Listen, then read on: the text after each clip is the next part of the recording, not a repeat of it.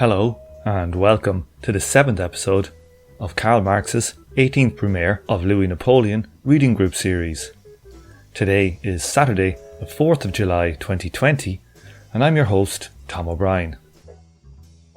We continue with Marx's lambasting of the Social Democrats in Chapter 3, The Defeat of the Petit Bourgeois Democracy. This week I have the new patrons Red Schmoo, Bobby Schonger, Winston Schuyler, and Swedish Tanky, who upped his pledge level to thank. If you like today's episode and want to hear more of this type of thing, perhaps you could consider becoming a patron. For only $5 a month, you get 2 Patreon-only episodes every month, the regular episodes a few days early, and the right to vote on the next reading group series. Your support really does make the show possible. If you want to see the clip of Charles and Camilla looking like a pair of weirdos that we mentioned during the show, the link is in the show notes. Okay, let's jump back into the discussion. Okay, I'm going to read this bad boy. Let's move it on. Let's do it. Okay. The Royalists in coalition carried on their intrigues against one another in the press, in Ems, in Clermont, outside Parliament. Behind the scenes, they donned their old Orleanist and Legitimist liveries again, and once more engaged in their old tourneys. But on the public stage, in their grand performances of state, as a great parliamentary party, they put off their respective royal houses with mere obeisances and adjourn the restoration of the monarchy in infinitum. They do their real business as the party of order, that is, under a social, not under a political title, as representatives of the bourgeoisie order, world order, not as knights of errant princesses, as the bourgeois class against other classes, not as royalists against the republicans. And as the party of order, they exercise more unrestricted and sterner domination over the other classes of society than ever previously under the Restoration or under the July monarchy, a domination which, in general, was possible only under the form of the parliamentary republic. For only under this form could the two great divisions of the French bourgeoisie unite, and thus put the rule of their class, instead of the regime of a privileged faction of it, on the order of the day. If they nevertheless, as party of order, also insulted the Republic and expressed their repugnance to it, this happened not merely from royalist memories. Instinct taught them that the Republic, true enough, makes their political rule complete, but at the same time undermines its social foundation, since they must now confront the subjugated classes and contend against them without mediation, without the concealment afforded by the crown, without being able to divert the national interest by their subordinate struggles amongst themselves and with the monarchy. It was a feeling of weakness that caused them to recoil from the pure conditions of their own class rule, and to yearn for the former, more incomplete, more underdeveloped, and precisely on that account, less dangerous forms of this rule. On the other hand, every time the royalists in coalition come in conflict with the pretender who confronts them, with Bonaparte, every time they believe their parliamentary omnipotence endangered by the executive power, every time, therefore, that they must produce their political title to their rule, they come forward as republicans and not as royalists, from the Orleanist Thiers, who warns the National Assembly that the Republic divides them least, to the legitimist Berryer, who on the December the 2nd, 1851, as a tribune swathed in a tricoloured sash, harangues the people assembled before the town hall of the 10th arrondissement in the name of the Republic. To be sure, a mocking hero calls back to him, Henry V! Henry V! Oh, so good. So good. I looked up that reference to Henry V to clarify exactly what it means. And of course, Henry V was a extremely successful commander in the war against the French, but his victories were completely Pyrrhic, because even though he was successfully nominated as heir to the French throne, he died inopportunely and was never able to actually inherit it. And of course, England never did conquer France. I liked what about this bit here? Okay. about how they insulted the Republic. Instinct taught them that the Republic, true enough, makes their political rule complete, but at the same time undermines its social foundation, since they must now confront the subjugated classes and contend against them without mediation, without the concealment afforded by the crown, without being able to divert the national interest by their subordinate struggles among themselves and with the monarchy. So today, like, bourgeois parties don't seem too afraid of ruling politically on their own. Like, is it that they were just not used to the game? I think we kind of see a substitute for this in the form of like parliamentary proceduralism or gerrymandering. These kinds of obstructions of pure democracy that the bourgeoisie uses in republics, even if they cannot resort to the parliamentary power. You know, in contrast, somewhere like the UK, they very much do resort to monarchical symbols to deflect criticism of the regime as a whole. Marx is here showing his theory that democracy would actually cause, you know, the proletarian social conflict to come to a head. And, you know, at one point he thought the Petit Bourgeois Democrats could be an ally, you know. That's one of the major changes between the Marx of the Manifesto and Marx after 1848. One of the major changes is he gets more and more anti-state over time. I think we should look at this here as an example. Here we have... This is the symbol that we were just gesturing to that Carl was mentioning. Let's have a look. Here's our sovereign symbol. His room, his house is papered tartan. The wallpaper is fucking tartan. So for context, this is at 8 p.m. once a week. The public go out and clap the NHS care workers. And so here we have, this is the best bit when they come out and they seem very uncertain of how to clap, what clapping is. People have only ever clapped for them. They probably never clapped in their fucking lives. Exactly. Clapping for others. Oh, yes. This is fun. Oh my God. You've never seen someone clapping for others that were so clearly clapping for themselves for clapping for others. Yeah, exactly, precisely. Yeah, it's as shambolic as Boris's mopping routine in the last election. Nevertheless, the regime persists. But yeah, I mean, you know, the Queen's address recently about the crisis is like a little bit less farcical example of that. Well, I think the other thing that's interesting is particularly because when Johnson got ill, the press covered it in a kind of almost Hobbesian sense, the right-wing press at least, that in Johnson there was this totemic kind of sovereign figure and all the hopes and fears of the nation were somehow tied up in whether or not he'd get better. It was extraordinary seeing the way that they were reporting this. It was really strange. So you could still see that the grip to which the psyche of certain sections of the British population perceive kind of sovereignty is it is monarchical, but it's also kind of vested within the vestige of the person of the prime minister. I don't know if you remember any of those headlines, Tom, but it was like really strange. There was like literally like because he came out of hospital, I think, on a Sunday, and it was like on the Sabbath he rises, all of this kind of stuff. Have you guys ever seen what Americans do when a president dies? Yeah. Oh God. Or when a John McCain dies. Or with a significantly popular, even though not particularly effective senator dies, we get out all the affairs, the accoutrement bullshit. Royal state. When Maggie Thatcher died, there were like parties all over Britain burning effigies.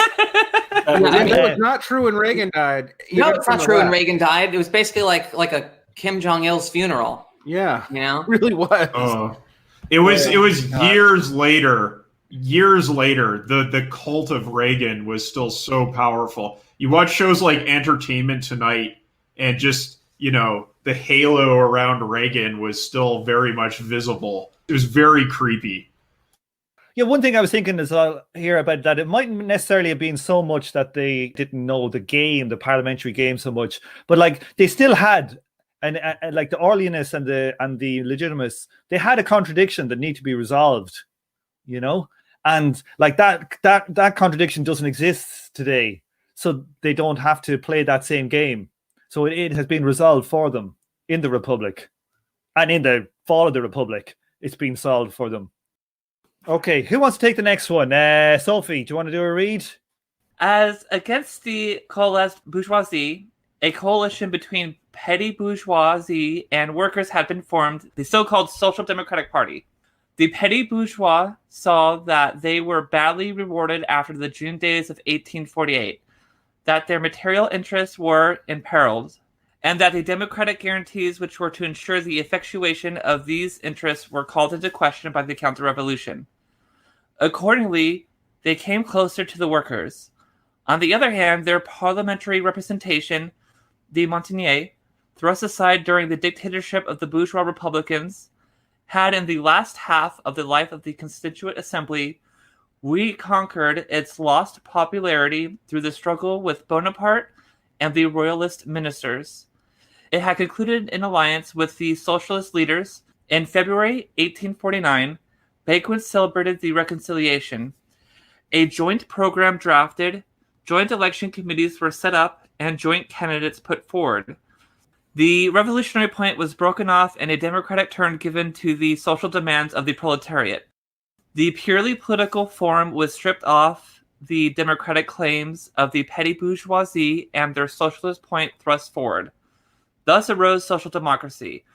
The new Montaigne, the result of this combination, contained, apart from some supernumeraries from the working class and some socialist sectarians, the same element as the old Montaigne, but numerically stronger. However, in the course of development, it had changed with the class that it represented. The peculiar character of social democracy is epitomized in the fact that the democratic republican institutions are demanded as a means not of doing away with two extremes, capital and wage labor, but of weakening their antagonism and transforming it into harmony. However different the means proposed for the attainment of this end may be, however much it may be trimmed with more or less revolutionary notions, the content remains the same. This content is the transformation of society in a democratic way, but a transformation within the bounds of the petty bourgeoisie. Only one must not get the narrow-minded notion that the petty bourgeoisie, on principle, wishes to enforce an egoistic class interest. Rather, it believes that the special conditions of its emancipation are the general conditions within whose frame alone modern society can be saved and their class struggle avoided. Just as little must one imagine that the democratic representatives are indeed all shopkeepers or enthusiastic champions of shopkeepers. According to their education and their individual position, they may be as far apart as heaven and earth. What makes them representative of the petty bourgeoisie is the fact that in their minds they do not get beyond the limits which the latter do not get beyond in life, that they are constantly driven theoretically to the same problems and solutions to which material interest and social position drive the latter practically. This is, in general, the relationship between the political and literary representatives of a class and the class they represent.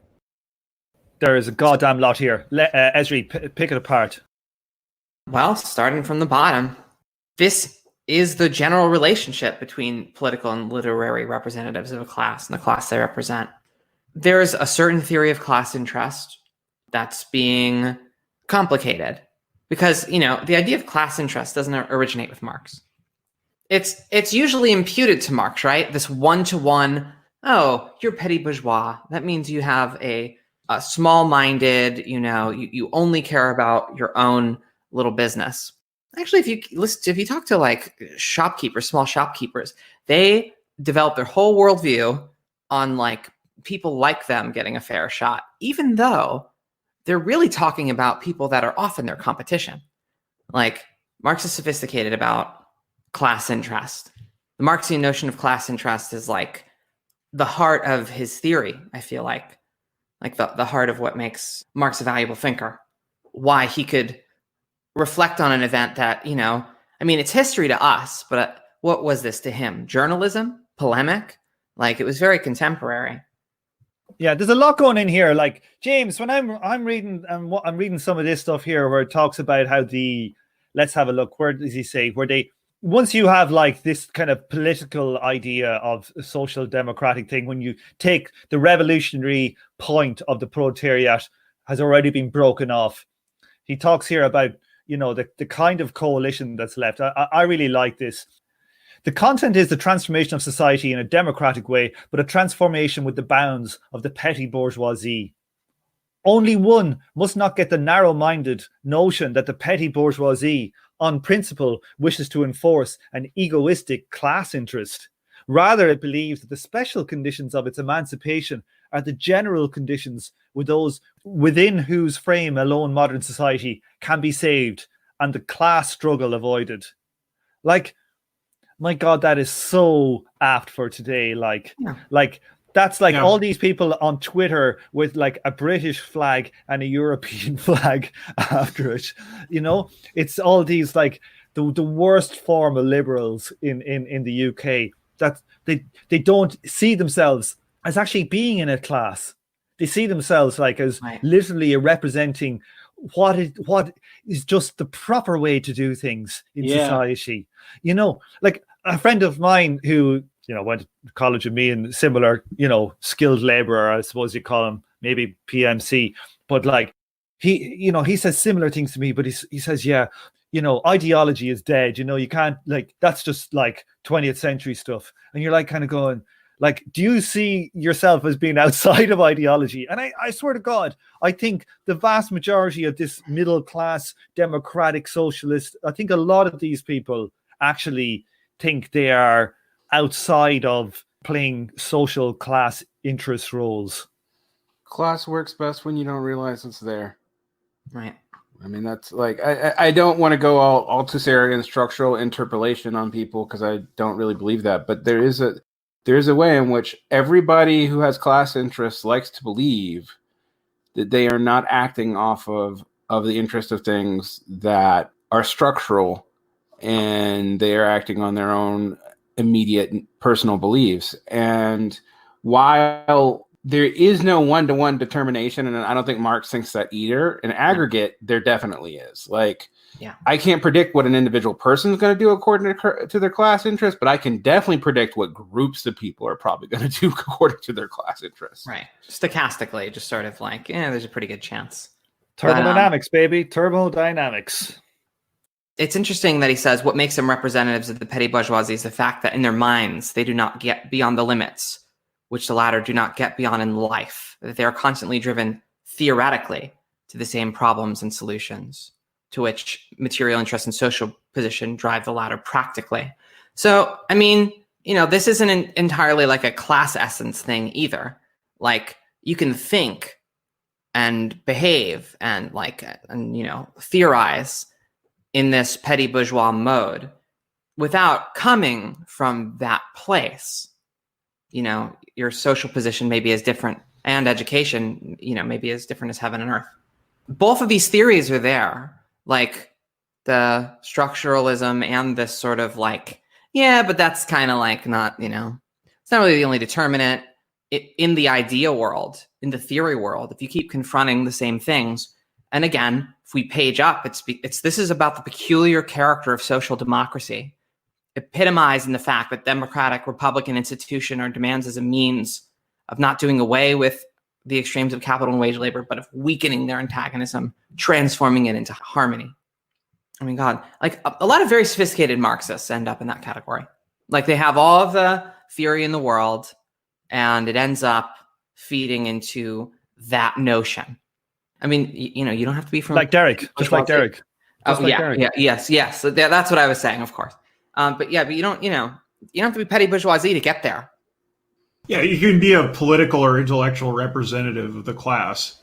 And that, like you can have someone like maybe Sanders is a good example of this, someone who's like kind of on the fringes of the petty bourgeoisie, not really petty bourgeois himself, but is absolutely in the mindset of the petty bourgeoisie.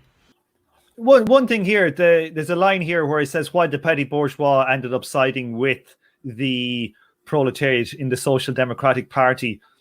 What are these material interests that they were badly rewarded with after the June days in 1848 when the proles got their asses kicked? Anybody know how they felt they got shafted there? Like the Constitutional Assembly pretty much tried to shut them out. The Legislative Assembly did likewise. So, yeah, like they just weren't in power. They weren't on the side of the proles, though, at that time. They didn't rise up. No. They were first against the proles and then decided to ally with them, once they realized that they weren't getting their piece of the pie. One other thing I was hoping to get some clarity on is when he mentions the socialist leaders, where he says that Bonaparte and the Royalists are allying with the socialist leaders, who is he actually referring to there? Paul Like LeBlanc. Blanqui. No, it's not referring to Blanqui. It's referring to Paul LeBlanc and the workhouse socialists, the people who they actually are kind of who invented like a lot of our modern notions of social democracy. Louis Blanc. Yeah, not Paul Blanc, but my mind is rattled today. But like the Blanc is who he's referring to, and the workhouse socialism that emerged right before 1848. It only existed for like 2 months. They immediately tried to work against them. They put a guy who wanted to ditch them. They got a guy in. They did that trick in The Wire. Do you know when they get that, like, the new commanding officer in to close down the division?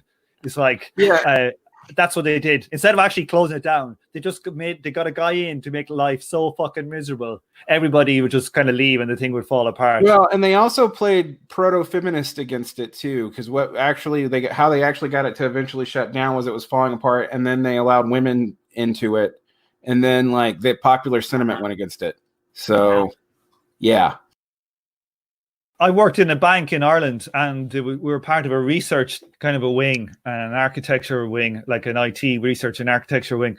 And the management basically wanted to shut it down, but they didn't want to actually have to deal with fucking shutting it down. So what they did is they sent in a wrecker, and this guy came in and he wrecked for a year and a half, and everybody left the department, and there was nobody left. It was amazing watching it. Literally, after about 6 months, people started leaving, and then by the time I left, there was nearly nobody left. There was about 5 people out of about 30.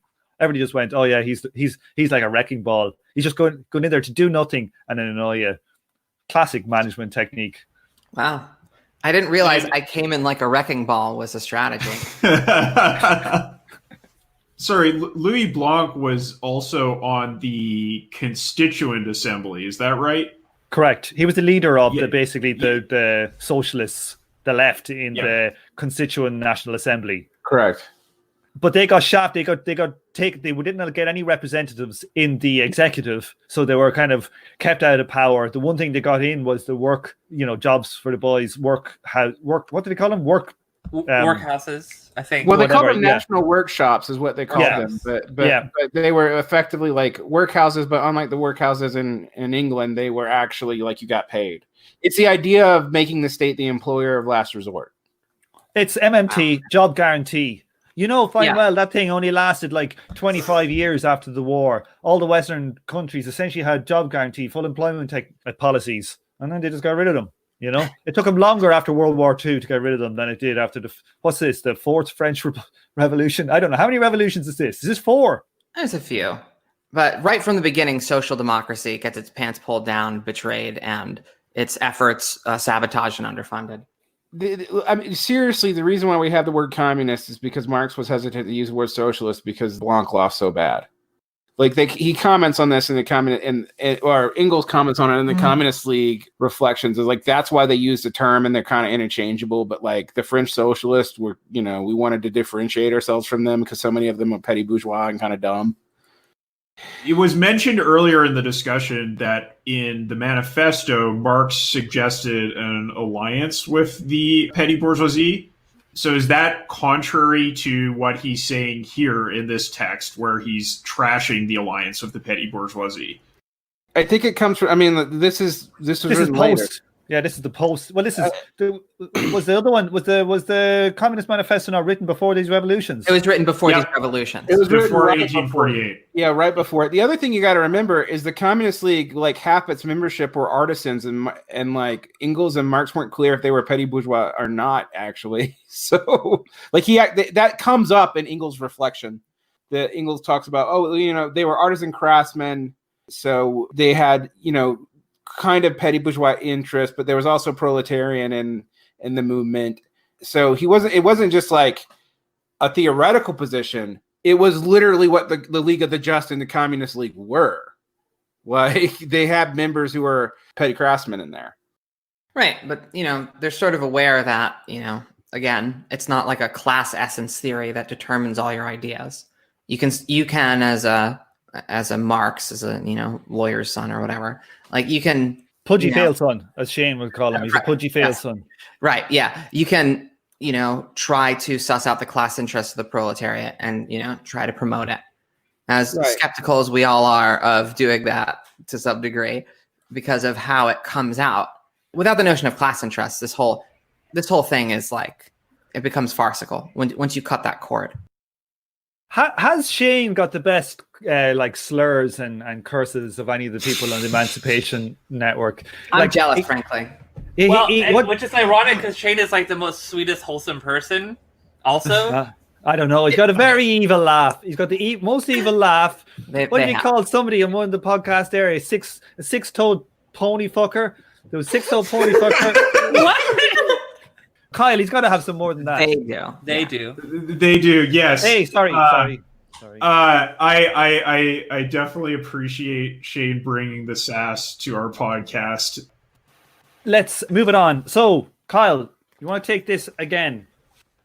After this analysis, it is obvious that if the Montaigne continually contends with the party of order for the Republic and the so-called rights of man, neither the Republic nor the rights of man are its final end, any more than an army which one wants to deprive of its weapons and which resists has taken the field in order to remain in possession of its own weapons. Immediately, as soon as the National Assembly met, the party of order provoked the Montaigne. The bourgeoisie now felt the necessity of making an end of the democratic petty bourgeois, just as a year before it had realized the necessity of settling with the revolutionary proletariat. But the situation of adversity was different. The strength of the proletarian party lay in the streets, that of the petty bourgeois in the National Assembly itself. It was therefore a question of decoying them out of the National Assembly into the streets and causing them to smash their parliamentary power themselves before time and circumstances could consolidate it. The Montaigne rushed headlong into the trap. The bombardment of Rome by French troops was the bait that was thrown. It violated Article 5 of the Constitution, which forbids the French Republic to employ its military forces against the freedom of another people. In addition to this, Article 54 prohibited any declaration of war by the executive power without the assent of the National Assembly, and by its resolution of May 8th, the Constituent Assembly had disapproved of the Roman expedition. On these grounds, Ledru-Rollin brought in a bill of impeachment against Bonaparte and his ministers on June 11th, 1849. Exasperated by the waspsings of Trier, he actually let himself be carried away to the point of threatening that he would defend the Constitution by every means, even with arms in hand. The Montaigne rose to a man and repeated this call to arms. On June 12th, the National Assembly rejected the bill of impeachment, and the Montaigne left the Parliament. The events of June 13 are known. The proclamation issued by a section of the Montaigne declaring Bonaparte and his ministers outside the Constitution. The street procession of the Democratic National Guard, who, unarmed as they were, dispersed on encountering the troops of Changarnier, etc., etc. A part of the Montaigne fled abroad. Another part was arraigned before the High Court at Bourges, and a parliamentary regulation subjected the remainder to the schoolmasterly surveillance of the President of the National Assembly. Paris was again declared in a state of siege, and the democratic part of its National Guard dissolved. Thus, the influence of the Montaigne in Parliament and the power of the petty bourgeois in Paris were broken.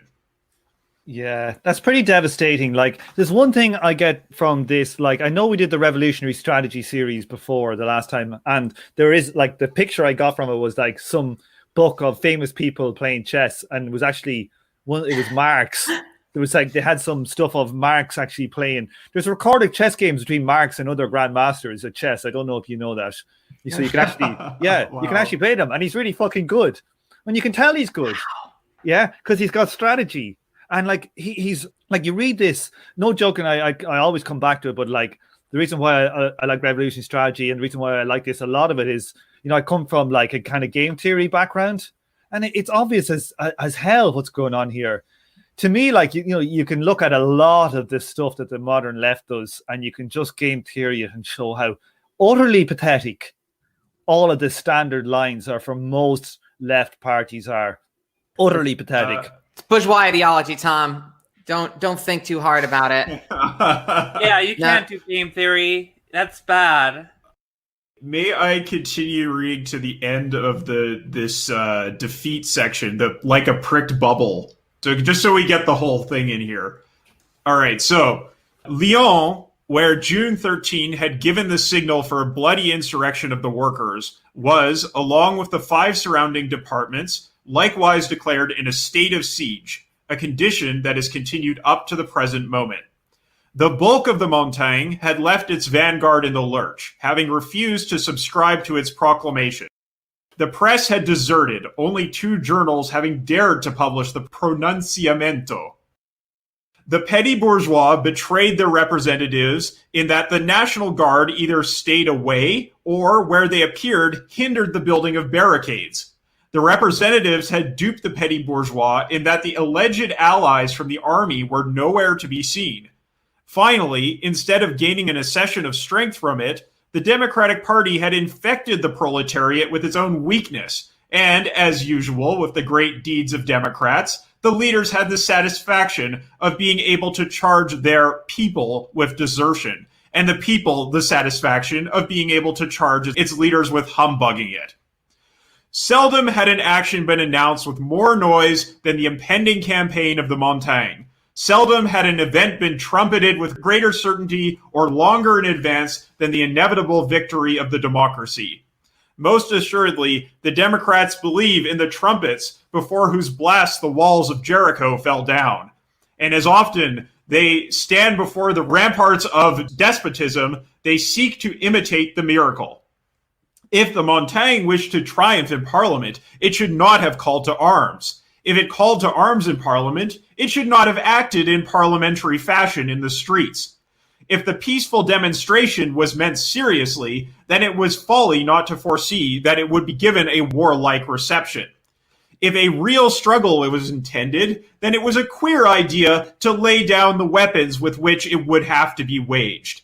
But the revolutionary threats of the petty bourgeois and their democratic representatives are mere attempts to intimidate the antagonist. And when they have run into a blind alley, when they have sufficiently compromised themselves to make it necessary to activate their threats, then this is done in an ambiguous fashion that avoids nothing so much as the means to the end and tries to find excuses for succumbing.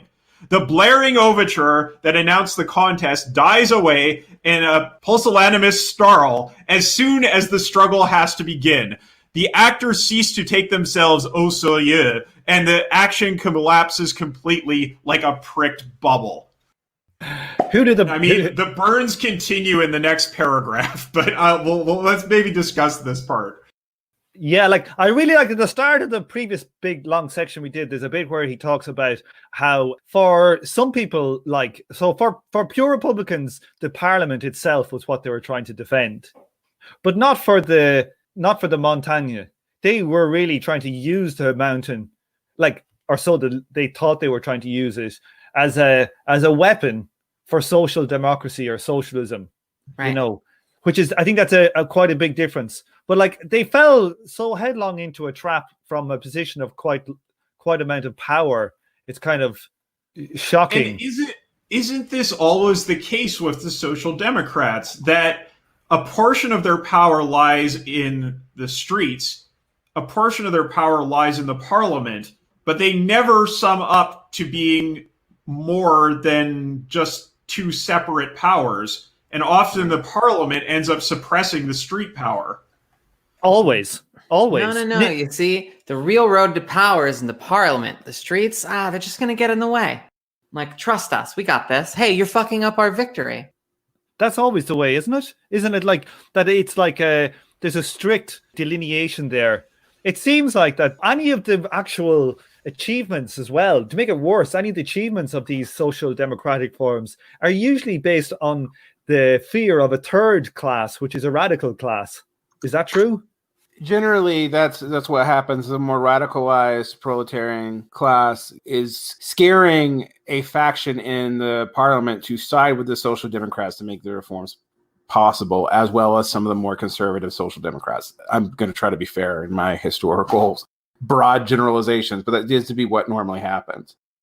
Yeah, this is kind of the angle from which I'm skeptical of McNair's, from our last series, in Revolutionary Strategy, his critique of Luxembourg and his endorsement of a Kautskian argument that goes something like this. If you have a mass strike, right, you can only hold out for like a few days, or even if you hold out for a long time, make the economy scream, there's not really like a mechanism for, transitioning to a new, like, social order, a new. I would say social order. I was like order. Yeah. The word is order. Party, and new I'm like, party of order. The thing that's difficult that he's claiming is that it's difficult to go from mass strike to smashing the state, basically. And it's a good point, but very frequently what you get in the history that he's drawing lessons out of, like, okay, I could see the logic of this, but frequently in history, the people, like the party doesn't want to, lead this like transition out in this revolutionary fashion and in line with what the proletariat is ready to do. It's sort of got its own calculus. Now, I guess this isn't true universally, but very frequently it takes a social democratic route instead. This sort of, we would know it from like reformism and Bernstein and whatever, like Marxists working their way back to this strategy of kind of symbiosis between classes. To kind of elaborate on that, like, to what extent will a center strategy just kind of either by necessity go towards a left strategy or just kind of slip back into like a right socialist strategy using that McNair schematic. And I think this is like a historical example of that. This is an example of that tendency to like slip right wing. And McNair would probably try to argue that parties that end up not wanting to smash the state are right according to his schematic and not center. But I know. I didn't even say he's wrong. I'm just like, makes me suspicious. Well, I'm skeptical too, because then why hasn't that happened? Why hasn't that Kautskian strategy ever really like panned out in history? Using the same kind of empirical metric that he's citing for mass strikes not working. Right, exactly. And I'm not even on board with like, we have to do mass strike. That is the strategy. I'm just saying I'm skeptical of the whole thing, ultimately. But his neo-Kautskian strategy hasn't been tried. That's fair. That's the point. It's put forward as a new strategy. Like, I think that's his whole point. It's like taking the best part of the part that's... Why doesn't it? Like, why hasn't it? Why hasn't it? Because, we live in time and history. If, things have to come out. Right, but like, okay. We end up in these like situations. There's, repeated choices that we make in the game theory way. Like, what is it about these situations that creates that collapse of the center? Like, that's the question. But like the thing is as well is though, like, say for example, like in poker, say for example, or in chess, theoretical and strategic leaps are made, new insights are gained, people come in and they mash things up, So new political strategies can come into also different terrain, but I think more likely just new strategies will be formed. And like, we can't just say, well, why didn't no one try this one before? Because they have to actually be tried in history. We're still dealing with the fallout of the last political decisions that were made in 1880. Literally, it's that is washing still through our society, those decisions. So we can't be too hard on like ourselves saying, oh, well, nothing's worked so far, nothing can work. And I'm not trying to be hard on ourselves. I'm just kind of thinking, I think we're both just kind of questioning like the McNair strategy, like, and I mean, okay, so I guess I'm trying to refresh my memory. Like, what is the difference between neo-Kautsky and Kautsky argument? Like, as far as I can recall, the part of the strategy that's about getting the Democratic majority and then dissolving the Special Party of Armed Men and that triggering a socialist civil war, that part that comes straight from Kautsky. Am I wrong? Or Engels. The bit they made the mistake is that they went in with the right. And his essential difference is this stating, don't join in with the right. That's his main difference. That's the original sin.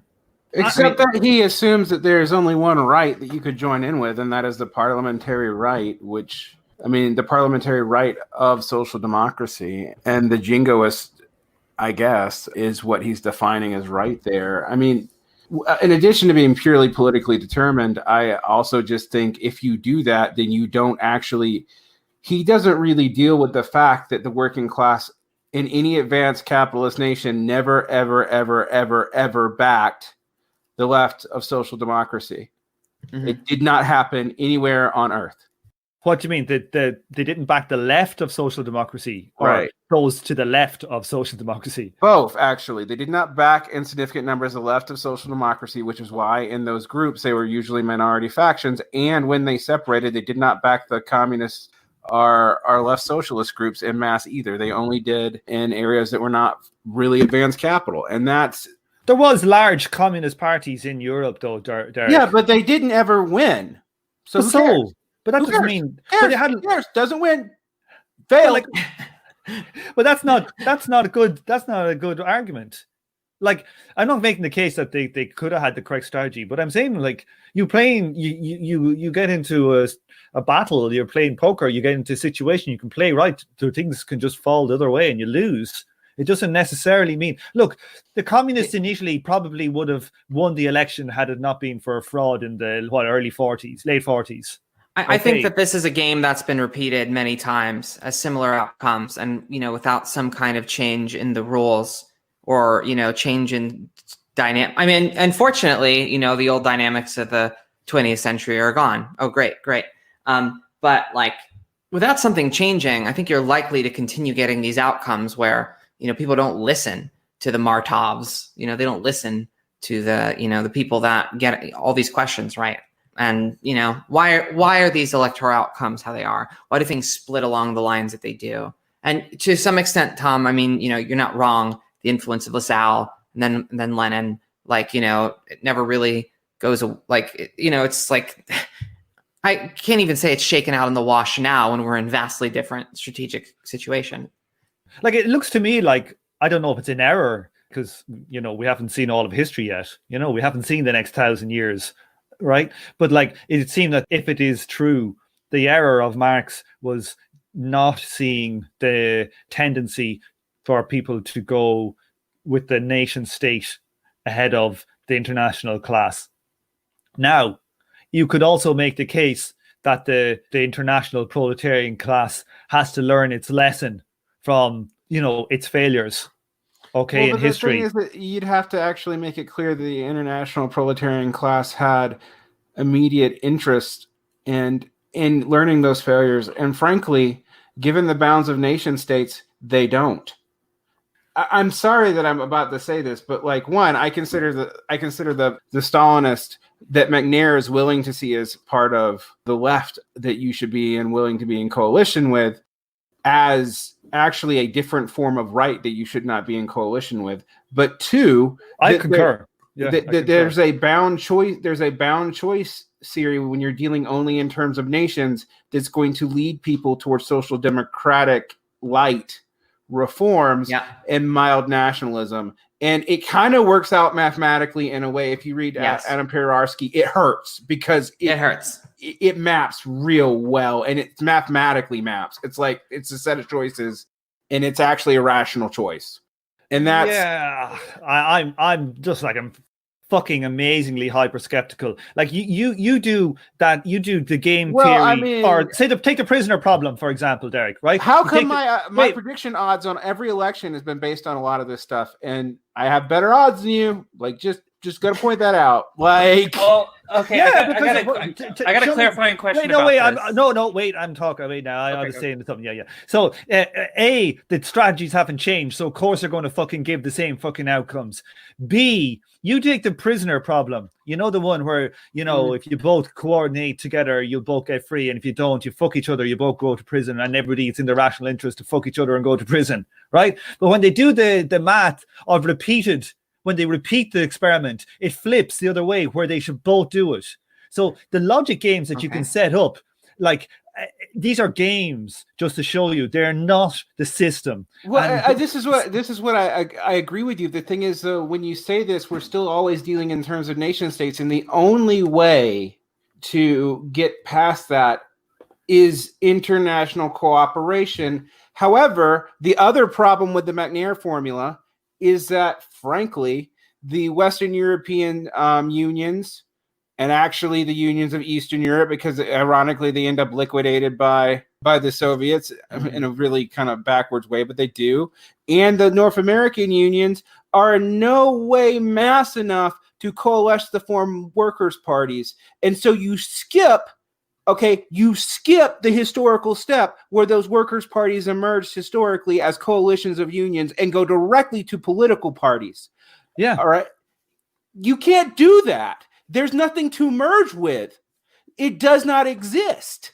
And so, like, the whole McNair formula is based on two things. One condition would be true if it existed, but it doesn't. And two, it's calculus. He doesn't propose a proper way to deal with the fact that even within the international, you are still acting as national parties, and there's still incentives to screw each other, particularly if one party achieves power first and tries to dominate, i.e., the Russian part of the Soviet and the second and third. I mean, particularly the third international. Okay, right. And that's so a big problem. In order for the comparison to the iterated prisoner's dilemma to work, you need a consistent actor that is going through both prisoner's dilemmas in a way, or some set of institutions that's capable of learning a lesson in that way. That's what you need. That's where people want to have. And, revolutionary patience and that whole way of looking at organizing has its, really has its in my life, at least, the reason that I thought that was important was watching things spring up and die away and make the same mistakes or, seemingly make the same mistakes. And it seemed like the enemies of the people rising up, they had coherent institutions. They could learn their lessons. They could, accumulate, tactical data. Can we? Where is our actor? None of the actual left political strategies in my lifetime have been different than ones that Marx is probably going to talk about here. None. Anybody? I would agree with you. My big thing with that is just that no one has proposed a counterstructure for which this stuff could learn since the fall of the Soviet Union. And even with the Soviet Union, you had the other prisoners dilemma, aka its tendency towards Bonapartism and the centralization of the state, and thus the creation of a non-democratic bureaucracy that you can't get rid of, and thus basically forms a new class that no one really wants to deal with. You pick one or the other, but you never deal with both. And the other thing is, no one's talking about how you really reinvent the workers' movement and when the industrial proletariat model that those were based off of and those forms of organization were really were only possible because of doesn't exist. Until you got that, you got nothing. Yeah, you got nothing because you got to fucking build you got to build shit up. It doesn't exist right now. But it's like it didn't exist in 1849 when Marx went to the fucking library. Doesn't mean that they mightn't have had strategies. But that's not just what I'm saying. I'm also saying that the form of labor that was based off of doesn't exist anymore. So you can't go back to that either. So you got different forms. So you got different things that need to come out of stuff. Look, the key point is that capital always will end up in crisis. Yeah, and that there is antagonisms there. Now, are we saying that antagonism is just forever stuck in this fucking nationalist bullshit, or is it possible to get out of it? If we're Marxists and we think it's possible to get out of it, if you don't think it's possible to get out of it, look, there's no point in fucking reading any of this shit, if you ask me. Well, I mean if you come to that conclusion, you might as well just fucking go. Well, that's not what's being said. I know, but it kind that of doesn't work. This doesn't work. That doesn't work. I know, but it's not the same as saying, there's no way out. It's different because you're saying like that. I say, look, whatever, fucking, I'm not a McNairist or anything. I think that it's a reasonable strategy. That's the way I would put it, right? Given the conditions, that if it had proper conditions for it, it doesn't have them now. Say it would be interesting to see it. It'd be interesting to see it tried. It's dependent on other shit, right?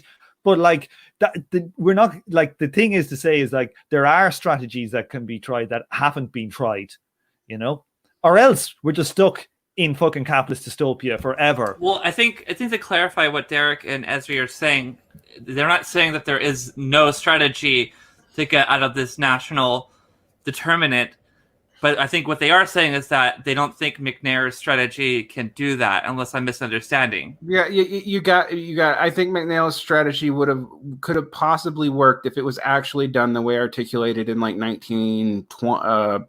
Yeah. But I don't even think that. I don't think so. I mean, honestly, like if you Martov was articulating something like this, basically, like something like what Lenin is getting at in like 1918, because like after the Soviet state is created and after the Russian Civil War starts, Martov drops his like Kautskian sort of pretenses and being like, well, all right, I accept this new Soviet state. It's better than the White Army, whatever. But like, let's keep, trying to make this a democratic project. Let's like have pluralism. Let's get rid of the death penalty and all this stuff. Like, there are people that like, try to square the circle in history, and God, they just get trounced.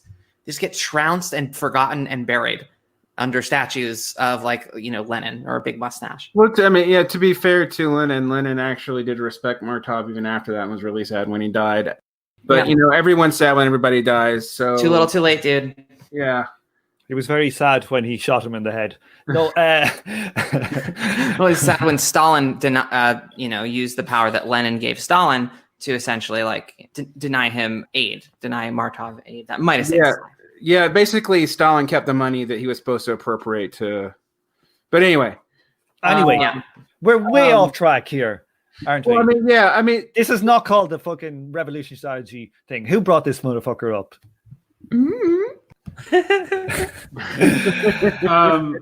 I have not really had anything to add to the discussion about McNair, but while we're talking about this catastrophic defeat of the Social Democrats, I do think that Marx's extremely harsh denunciation of the Social Democrats here, I think could also be applied against the socialists in Chile. And right now I'm doing a reading group series on Brain of the Firm over on General Intellect Unit's Discord. We're reading weekly chapters. And towards the end of that book, Stafford Beer tries to formulate a strategy for how the Chilean socialists could have won. So I'm very interested to read that and see if it squares with the kinds of criticisms that Marx has here of like, well, if you're going to do a revolutionary confrontation, why didn't you think of the army and why didn't you arm yourselves, right? So that's just my thought on it for this moment. I don't know exactly what Beer has to say yet, but I'm interested to see where that goes as kind of like you were saying, Tom, a alternate strategy from the ones that have been tried. Because they were trying something different in Chile. It didn't work at all. So, like, you need to split the army. It's the only reason why, look at the difference between Venezuela and Brazil. Venezuela are still in power because they have basically, I think they have political education at the base level of the army. It's probably a big reason, and the generals behind. There is a corresponding strategy problem with the army, where the army eats up more and more of your resources and what you do, and that happens in North Korea, and really it's happened in Venezuela. It's basically a Bonapartist state because of the relationship with the army, but it makes it almost, you can't coup it, but it also doesn't have to follow the will of the workers' councils that empower it either, and doesn't. But it's also highly isolated as well, isn't it? Like, even though there was that, is it the pink tide of South America, whatever, they still weren't very integrated. There were just a few fucking political elections, really. Look, all I have to say at the end of this is this is giving me flashbacks to when daddies were arguing during the McNair series. Stop arguing, daddies. Stop it. Am I daddy? Who's the daddy here? Derick. I'm actually older than Derick. Am I the oldest loser here? Who else here? Kyle, what age you? 35. Kyle. 35. God. Kyle's I clearly would not have younger. guessed that. James. I'm only 36. Oh, fuck's sake. 42. My God. Well, see, I am we an need old. Doug, because with Doug, we'd have a someone who's about to be 50, and so we could blame it all on him. That's the Doug always. Fair. Doug makes you feel good when we get into this age game. I don't know if we need a third daddy though. I'm just throwing that out there. I yell at Doug less in public than I yell at Tom in public, and I yell at Tom less in private than I yell at Doug. Doug. What do you call it? I never knew you were such a conservative, Sophie. You only want 2 daddies. Yeah, I'm maintaining the bourgeois family form. I don't know what to tell you. Yeah. Yeah. Took the words out of my mouth, Tom.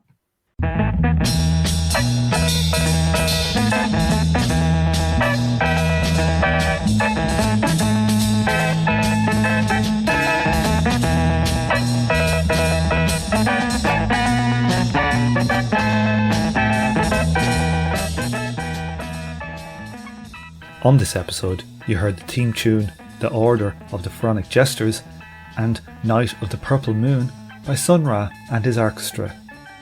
The artwork for the show was created by the Korean artist and author of the 2019 Marx Engels Illustration book. You can check out links to his work and Twitter account in the show notes. Thank you for listening, and please join me for the next episode of From Alpha to Omega.